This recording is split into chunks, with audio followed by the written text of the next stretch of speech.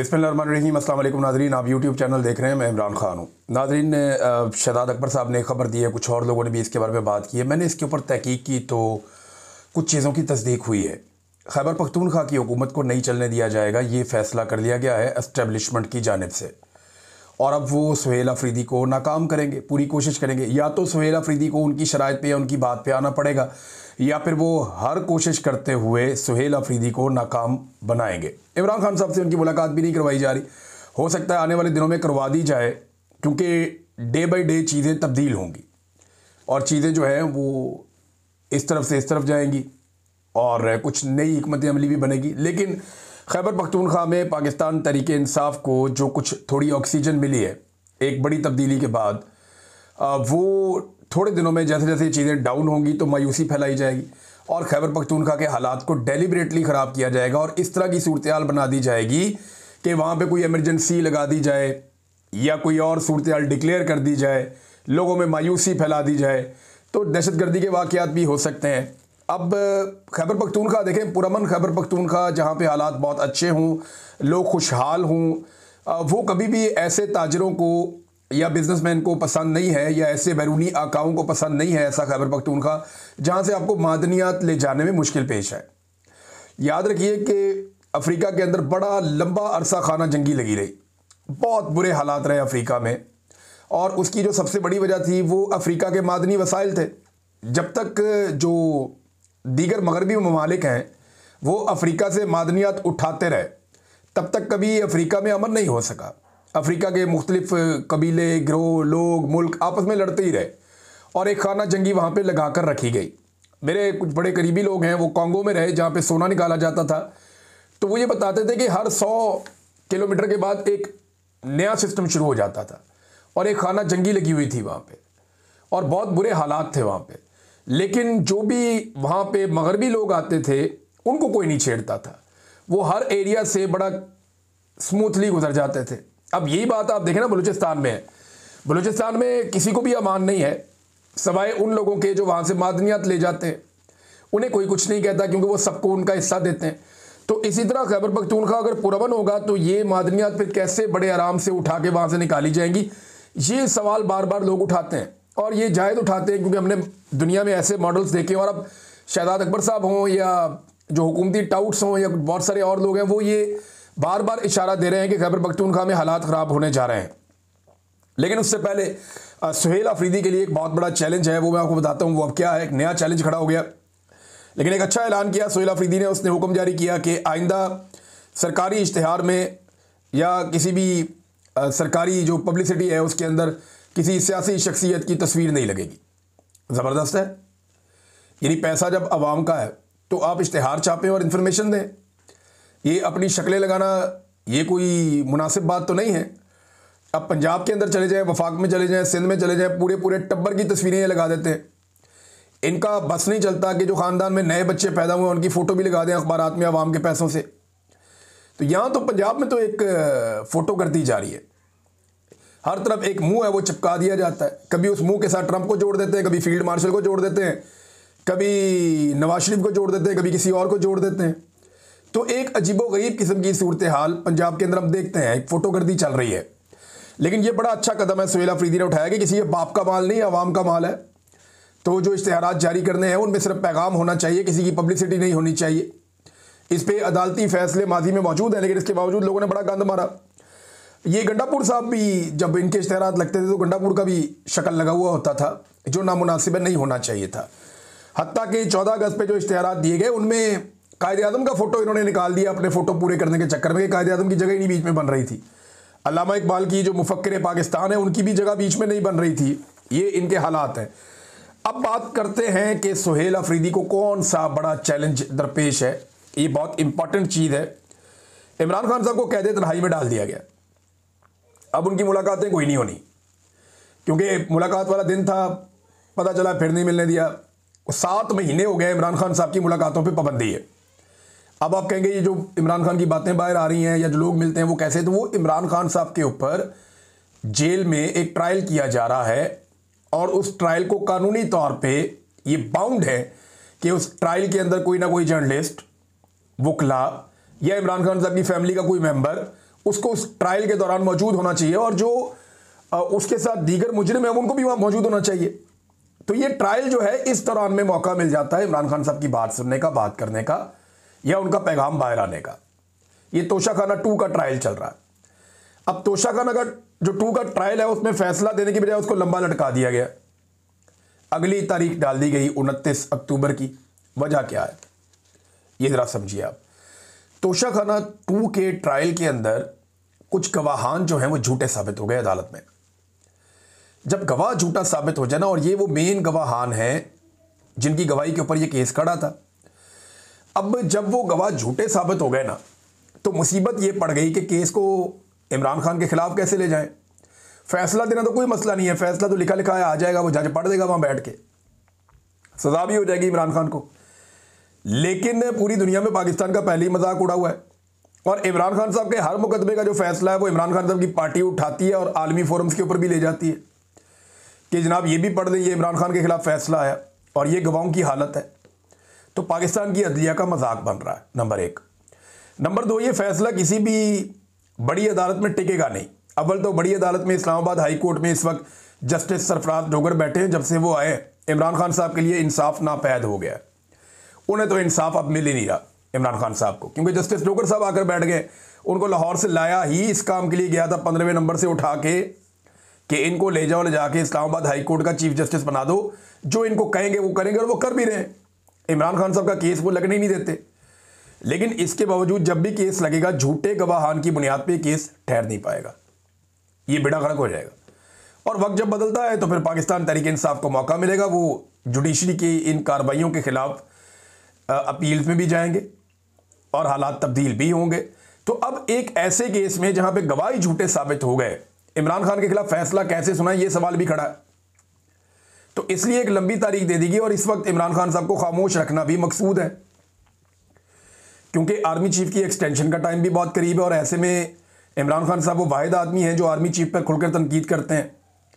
लिहाजा अगर इमरान खान ने आर्मी चीफ पर खुलकर तनकीद की और आर्मी चीफ की जो एक्सटेंशन है उसके लिए कोई रुकावट बनी, तो ये प्रॉब्लम है ना।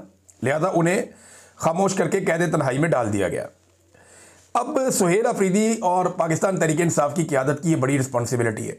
एक तो इमरान खान साहब की बहनों ने कहा कि अदालत पे दबाव डालें आप लोग सब, पाकिस्तान तहरीक इंसाफ को, उनकी लीडरशिप को, उनके MPs MNA को, सबको निकल कर आना चाहिए और अदालत के ऊपर दबाव डालना चाहिए, रोला शोला डालना चाहिए कि भाई इमरान खान का केस सुने, आप क्यों नहीं सुनते, लगाएं केस। आप इतने केसेस सुनते हैं, बहुत गैर ज़रूरी केसेस भी सुनते हैं, तो पाकिस्तान का सबसे बड़ा लीडर है, सारी कौम उसकी तरफ देख रही है, आप उसका केस ही नहीं लगा रहे। आप केस लगाएं, उसका केस सुने। अब ये जो रोला है वो पढ़ना चाहिए, और इसमें सुहेल अफरीदी का किरदार बड़ा इंपॉर्टेंट होगा। वो इमरान खान से मिलना चाहते हैं, इसके लिए खैबर पख्तूनख्वा असेंबली के अंदर करारदाद भी पास हो गई। वो इमरान खान साहब से मिलना चाहते हैं, इसके लिए उन्होंने जस्टिस याया अफरीदी से भी रब्ता कर लिया। वो इमरान खान साहब से मिलना चाहते हैं, इसके लिए उन्होंने इस्लामाबाद हाई कोर्ट में दरख्वास्त भी दायर कर दी। उस पर एतराज़ात लगे, वो एतराज़ात भी दूर हो गए। लेकिन सुहेल अफरीदी की अभी तक इमरान खान साहब से मुलाकात नहीं हो पाई, और ना ही वो मुलाकात तय हो पाई है। वज़ीर आज़म को भी उन्होंने कहा जी मेरी मुलाकात करवाएं, तो वज़ीर आज़म ने बेबसी का इजहार करते हुए कहा जी मैं पूछ कर बताता हूँ, और तब से लेकर अब तक वज़ीर आज़म ने पूछ कर कुछ भी नहीं बताया। लिहाजा इमरान खान साहब को कैद तन्हाई में डाला हुआ है, और 7 माह हो गए उनकी मुलाकातें वैसे ही बंद हैं। ये तो सिर्फ केस की सूरत में हो जाती हैं। अब सवाल ये पैदा होता है कि क्या इस पहले इम्तिहान में सुहेल अफरीदी साहब कामयाब होते हैं कि इमरान खान साहब की कैद तन्हाई कम से कम ख़त्म की जाए। रिहाई तो बड़ी दूर की बात है। नाज़रीन, एक और ख़बर है, 9 दिन हो गए हैं, अभी तक साद रिजवी और अनस रिजवी का कुछ पता नहीं है। 9 दिन पहले मुरीदके से ये दोनों भाई गायब हुए थे, इनके साथ इनके और भी लीडरशिप के लोग मौजूद थे, और बड़ा रोला पड़ गया था कि ये गए कहाँ पे। पहले पता चला कि जनाब इनको अगवा कर लिया एजेंसियों ने। सबसे पहले तो ये गिरफ्तार हो गए, बाद में चला कि जी इनको एजेंसियों ने अगवा कर लिया। फिर बताया गया जी एक भाई ज़ख्मी है, फिर बताया गया जी दोनों भाई ज़ख्मी हैं, फिर ऐसी अफवाह फैली कि कोई एक इनमें से भाई जो है वो मर गया है। तो इस किस्म की चीज़ें जो है वो बार बार फैलाई गई और ये चीज़ें कही गई। जो एनी शाहिदीन है उन्होंने भी बताया कि एक को तो हमने ज़ख्मी देखा है, और साद रिजवी के बारे में कुछ लोग कह रहे थे कि उनको ज़ख्मी देखा है। लेकिन फिर जो हुकूमत के करीबी लोग हैं या वो जर्नलिस्ट जिन्हें इतला मिल जाती है एजेंसियों से भी, और उनका ये दावा सामने आया कि ये एजेंसियों की हिरासत में। मेरी अपनी दानिश में जो मेरा अपना एनालिसिस है वो यही कहता है कि चौथी सबसे ज़्यादा वोट लेने वाली पार्टी है। अब इसकी लीडरशिप ऐसे तो नहीं छुपी रह सकती, वो तो गिरफ्तारी दे देनी चाहिए उनको। तो ऐसा नहीं है कि वो कहीं बाहर फिर रहे हैं, ऐसा ज़रूर है कि वो इस वक्त हसास इदारों की हिरासत में है और ज़ख्मी है या ठीक है इसके बारे में कुछ पता नहीं। लेकिन बाहर के जो मामलात हैं, हसास इदारे जब तक उन मामलात को कंट्रोल नहीं कर देते तब तक इन भाइयों को मंजर आम पर नहीं लाया जा सकता या इन्हें सामने नहीं लाया जा सकता। और अगर इनमें से किसी एक को कुछ हो गया है जिसके बारे में खबरें चलती रही हैं तो फिर सूरत हाल बिल्कुल मुख्तलिफ होगी। लेकिन मुझे नहीं लगता, जितने दिन गुजर गए हैं इतने दिन तक हुकूमत रिस्क ले नहीं सकती है ये एजेंसियों की हिरासत में। जब तक बाहर पूरा कंट्रोल नहीं हो जाएगा पूरी पार्टी पे, पूरे निज़ाम पे, हर चीज़ पे, तब तक इनको नहीं छोड़ा जाएगा और उनको अंदर तोड़ के छोड़ा जाएगा कि ये कोई ना कोई कंप्रोमाइज़ कर ले। मैं क्योंकि रहा हूं ना एजेंसियों की तहवील में, तो मुझे पता है कि वो आपको तोड़ते हैं, वो आपको कमज़ोर करते हैं और फिर आपको कहते हैं ये मान लो, ये मान लो, ये मान लो। तो जब इंसान मान लेता है तो फिर उसके बाद वो फिर कैलकुलेट करते हैं कि अब क्या करना है, क्या नहीं करना। लिहाजा मुझे लगता है कि उनको तोड़ने की कोशिश की जाएगी। और ये जो एक खबर चलवाई गई थी बाकायदा देकर, देखिए मैं ज़ियाद तनोली साहब एक जर्नलिस्ट हैं, सीनियर जर्नलिस्ट हैं, और उनकी खबरें ऐसे बाउंस नहीं हो सकती। ये बाकायदा कहीं डिस्कशन हुई है और ये खबर जानबूझकर चलवाई गई है कि जो खादम हुसैन रिजवी मरहूम हैं उनकी कब्र को मुंतकिल करना है जनाब के, ले जाना किसी और शहर के अंदर। तो ये खबर जानबूझकर चलवाई गई होगी, इसका रिएक्शन भी देखने की कोशिश की गई होगी। अब इसमें जनाब जो इंफॉर्मेशन मिनिस्टर है पंजाब की, उसने कहा जी कबर ट्रांसफ़र की खबर से ये पीछे हट गए। वो उन्होंने कहा नहीं ऐसा नहीं हम कर रहे। और ये खबर शायद इसीलिए लगवाई गई थी ताकि जो दोनों भाई हैं वो जहाँ भी हैं उनको ये खबर पढ़वाई जाए और उनको दिखाई जाए कि हम ये भी कर सकते हैं और ये करने जा रहे हैं। इस तरह की चीज़ों से इंसान टूटता है ना, कमज़ोर पड़ता है। तो शायद ये कोई हिकमत अमली का हिस्सा हो सकता है एजेंसियों की या इस हुकूमत की। लेकिन फ़िलहाल हुकूमत इससे पीछे हट गई है और इंफॉर्मेशन मिनिस्टर ने कहा कि जी ऐसा कोई इरादा नहीं है, ये इंफॉर्मेशन मिनिस्टर ने कहा। अच्छा, इसी हवाले से एक और खबर ये कि मोहसिन नकवी की मुफ्ती मुनीब से मुलाकात हो गई है। अब ये मुलाकात मैंने देखी, बड़ी जपियाँ छपियाँ डाल के मिल रहे थे, बड़ी अच्छी बात है और मामला हल होने चाहिए।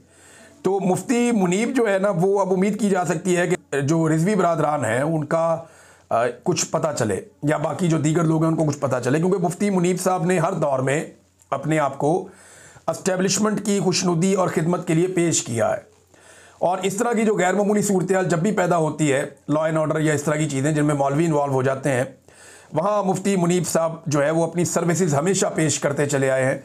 तो यहाँ पे वो अपनी सर्विसेज पेश की उन्होंने, और मुझे उम्मीद है कि अब जो दोनों भाई हैं जिनके बारे में कुछ पता नहीं चल रहा था, शायद कुछ पता चल जाए। आज़ाद कश्मीर में नादरीन नून लीग ने अपने आप को हुकूमत से अलग कर लिया और वो कहते हैं जब हम अपोजिशन में बैठ जाते हैं तो अगर पीपल्स पार्टी अब लेकर आती है तरीके तो मैं तबाद, तो वहाँ की हुकूमत तो गिर जाएगी। तो फिर क्या होगा? फिर वहाँ पे वो एक निगरान हुकूमत बना लेंगे और उसको लंबा खींचेंगे। जब तक इलेक्शन उनके अपने मफाद में नहीं आएगा तब तक वो इलेक्शन नहीं करवाएंगे। ये घटिया खेल तो एस्टेब्लिशमेंट बड़े लंबे अरसे से खेलती चली आ रही है।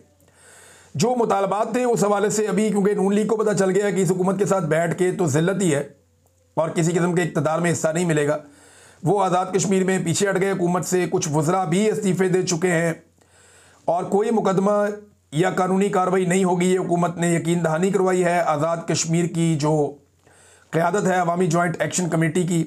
लेकिन मुकदमात की खबरें भी आ रही हैं। तो हुकूमत ने मज़ीद 10 दिन की मोहलत मांगी है कमेटी से, जो मेरे पास इतना है उसके मुताबिक। और उन्होंने कहा जी कि हमारी जो अगली मीटिंग होगी इस महीने के बिल्कुल आखिर में, अक्टूबर के, तब तक तमाम मुतालबात आपके मुकम्मल हो चुके होंगे। अब जो मुज़ाकरात है उनको 3 हफ्ते गुजर गए हैं और अब पीछे जो है वो 10 दिन मजीद मांगे उन्होंने कि ठीक है जी हम तमाम मुतालबात आपके मंजूर कर लेते हैं। तो ये कश्मीरियों की जिद्दोजहद का नतीजा है, उनकी हिम्मत का नतीजा है, उनकी अवामी ताकत का नतीजा है कि उन्होंने पाकिस्तान की ज़ालिमाना एस्टेब्लिशमेंट और रियासती पॉलिसियों के बावजूद अपने जायज़ मुतालबात मनवा लिए हैं। नाज़रीन, पाकिस्तान तहरीक इंसाफ ने तहरीक तहफ़्फ़ुज़ आईन पाकिस्तान के तहत जो है वो पाकिस्तान भर में जलसों का ऐलान कर दिया। कोयटा के अंदर भी ये कह रहे हैं जी हमें इजाज़त दी जाए, बाकी जगहों पर भी दी जाए। तो अब हम जलसे करना चाहते हैं पूरे पाकिस्तान में। देखना यह है कि मौजूदा रजीम इसके लिए अलाउ करता है नहीं करता, क्योंकि जलसों में हर तरह की बातें होती हैं। मेरे ख्याल में शर्त ये रखी जाएगी एस्टेब्लिशमेंट की जानिब से कि आप एक्सटेंशन के रास्ते में रुकावट ना डालें, जितने मर्जी आपने जलसे करने आप कर लें। अब और नॉर्मली यही होती है एस्टेब्लिशमेंट की, और क्या होती है बेचारों की। 26वीं आईनी तरमीम का नाज़रीन 1 साल मुकम्मल हो गया और ये पहली सालगिरह है 26वीं आईनी तरमीम की। तो इस पर हम ज़रा देख लेते हैं कि इस तरमीम ने पाकिस्तान में किया क्या। नंबर 1 तो अपनी मर्ज़ी के जजेस तैनात किए गए इस तरमीम के बाद, सियासी जजेस आए। फिर अपनी मर्ज़ी का चीफ जस्टिस लाया गया, जिनका हक था उन्हें नहीं आने दिया गया, अपनी मर्ज़ी के बंदे ले आए। दूसरी अदालतों से जजों की ट्रांसफ़र की गई, आईनी बेंच में अपनी मनपसंद जजेस बनाए गए और बेंचेस पर सियासी कंट्रोल हो गया, यानी हुकूमत कंट्रोल करेगी बेंच में कौन होगा। अदलिया को एक मातहत इदारा बना दिया गया, मखसूस नशस्तों को माले गनीमत बना के बांट दिया गया 26वीं आईनी तरमीम के बाद। फौजी अदालतों में सिविलियंस के ट्रायल का एक स्या फैसला वो भी अदालत से दिया गया। इलेक्शन धांधली का जो मुकदमा है या केस है उसको दबा लिया गया। इंसानी हकूक़ के जो मामलात हैं जिनको उठाया गया उन्हें भी दबा लिया गया। धांधली के मुकदमात जो मामलात हैं, केसेस हैं, वो तकरीबन रुक गए सारे, वरना इस्लामाबाद तो बिल्कुल फैसले के दहाने पे पहुंचा हुआ था। जजेस जो आज़ाद हैसियत में काम करना चाहते हैं उनको दबाया गया पूरी कोशिश करके। सुप्रीम जुडिशल काउंसिल पर भी कंट्रोल कर लिया गया, जजेस कमेटी पर भी कंट्रोल कर लिया गया और एक्सटेंशन के रास्ते की रुकावटें भी ख़त्म कर दी गई। यह है नाजरीन जो 1 साल में 26वीं आईनी तरमीम ने किया और अभी 27वीं आईनी तरमीम आएगी तो आप इससे ज़्यादा पाकिस्तान में गंद पड़ता हुआ देखेंगे। एक और नाजरीन चीज़ मैं आपको पढ़ के सुनाना चाहता हूँ। ये ख्वाजा साद रफ़ीक साहब ने एक ट्वीट किया है और बड़ा ही खालिस उर्दू के अंदर उन्होंने ट्वीट किया। ख्वाजा साद रफ़ीक साहब ने जो अपना ट्वीट किया उसमें कहा कि कोई भी रियासत अदल और मसावात की पासदारी के बगैर अपनी बुनियादों पर खड़ी नहीं रह सकती। तो ना यहाँ पे मसावात है। नवाज शरीफ इलेक्शन हार गया जेल में बैठी हुई एक औरत से, आपका लीडर। अगर मसावात होती तो दोनों को एक जैसा मौका मिलता। जीती हुई खातून को जेल के अंदर बंद कर दिया, ये कौन सी मसावात है ख्वाजा साद रफ़ीक साहब। दूसरा उन्होंने कहा जी अदल तो पाकिस्तान में नापैद है, अदल तो पाकिस्तान में हो ही नहीं रहा। यहाँ पे तो इद्दत जैसे घटिया केसेस चलाए जा रहे हैं, पाकिस्तान में कीचड़ उछाला जा रहा है। फिर उन्होंने कहा पाकिस्तानी रियासत 1971 में बड़ी तकसीम का शिकार हो चुकी है, पाकिस्तान टूट चुका है यानी 1971 में। और सकूते मशरकी पाकिस्तान के साने अजीम को महज बैरूनी दुश्मनों की साजिशों का नतीजा देकर लपेटा नहीं जा सकता। ये पार वाले दुश्मनों ने नहीं किया था, अंदर से हम शामिल थे। उन्होंने कहा ये एक भरपूर सियासी और अस्करी शिकस्त थी, फौजियों की और सियासतदानों की शिकस्त थी। और साथ उन्होंने कहा नशे में ताकत के नशे और इख्तियारात के नशे में धुत सियासतदानों, जर्नैलों, अफसरशाही और नजरिया ज़रूरत के तहत फैसले देने वाले जजों की महल्लाती साजिशों बंगालियों को कम तर दर्जे का शहरी समझकर उनके हकूक गसब करने का नतीजा थी। अब ये ख्वाजा साद रफ़ीक साहब का ट्वीट है और भी बहुत सारी चीज़ें हैं इसमें, लेकिन मैं एक चीज़ आपको बताऊं, यही बात इमरान खान साहब ने की, यही बात ख्वाजा साद रफ़ीक ने भी की। तो क्या यहाँ पे कोई पीका शीका इस्तेमाल होगा, कोई चादर और चार दीवारी का तकद्दुस पामाल किया जाएगा? क्या ख्वाजा साद रफ़ीक को नंगा करके टॉर्चर किया जाएगा जैसे पाकिस्तान तहरीक इंसाफ के लोगों के साथ किया जाता है? क्या ख्वाजा साद रफ़ीक साहब को कोई अगवा करेगा, कोई तशद्दुद करेगा? देखिए प्रॉब्लम ये नहीं है, लोग बात करते हैं, तनकीद करते हैं, लेकिन एस्टेब्लिशमेंट के मफादात का तहफ़्फ़ुज़ भी साथ साथ करते हैं। ख्वाजा साद रफ़ीक साहब को ये फ़न और ये हुनर आता है कि उन्होंने सख्त बात भी करनी है और किसी को नुकसान भी नहीं पहुंचाना। यानी एस्टेब्लिशमेंट को, जिन्होंने पाकिस्तान का बेड़ा गर्क कर दिया, उनको नुकसान ना पहुंचे किसी तरह, लेकिन मैं अपनी बात भी करके अपना रिकॉर्ड सीधा कर दूं। इमरान खान साहब जो कहते हैं उससे एस्टेब्लिशमेंट को नुकसान पहुंचा। और एक और बात भी है, ख्वाजा साद रफ़ीक साहब का ये ट्वीट है, मैंने आपको पढ़ के सुनाया, ये वही बात है जो इमरान खान साहब कर रहे हैं, अल्फाज का हेर फेर है थोड़ा। ख्वाजा साद रफ़ीक साहब बात करते हैं ना तो इसका इंपैक्ट नहीं आ रहा। कोई नौजवानों की बहुत बड़ी तादाद इसको उठा के कोई बहुत बड़ा मसला नहीं बना रही। एस्टेब्लिशमेंट को फर्क नहीं पड़ रहा कि ख्वाजा साद रफ़ीक साहब क्या कह रहे हैं, क्योंकि पब्लिक में उसका इंपैक्ट नहीं है। हाँ, जो इमरान खान कह रहा है उसका पब्लिक में इंपैक्ट है, इसलिए एस्टेब्लिशमेंट को बहुत तकलीफ है कि जब वो कहता है कि याया खान ने, और साद रफ़ीक साहब ने वैसे किसी का नाम भी नहीं लिया, लेकिन उन्होंने इदारों का और इस तरह नाम लिया कि जर्नैल, सियासतदान, जजेस और ये सारे ब्यूरोक्रेसी, इन्होंने मिल के पाकिस्तान को तोड़ा है और ये जिम्मेदार है उस सारे के लिए। हम किसी और पे इल्ज़ाम नहीं धर सकते।